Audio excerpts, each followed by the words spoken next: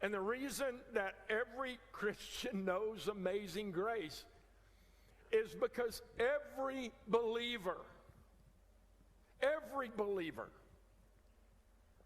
is amazed by grace.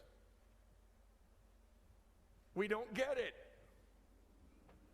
God chose to love us in our sin and to pay the penalty for our sin. And that is just absolutely overwhelming.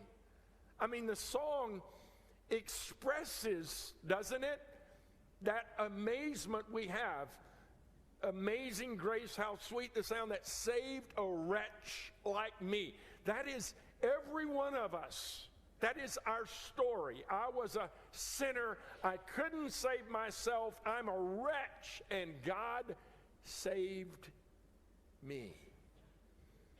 And then the rest of the song, there's another part of the song. All of the song kind of tells our story.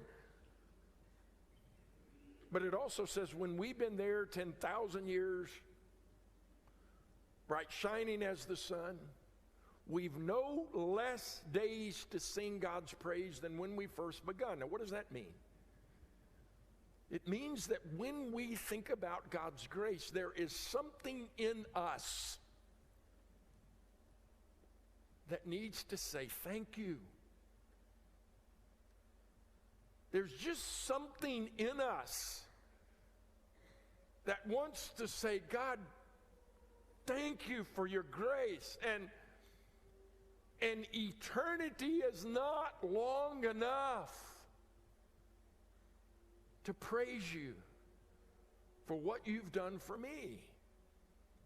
And so when I talk about graceful giving, I'm talking about the fact that because you and I are the recipients of grace, something happens in us that makes us graceful givers.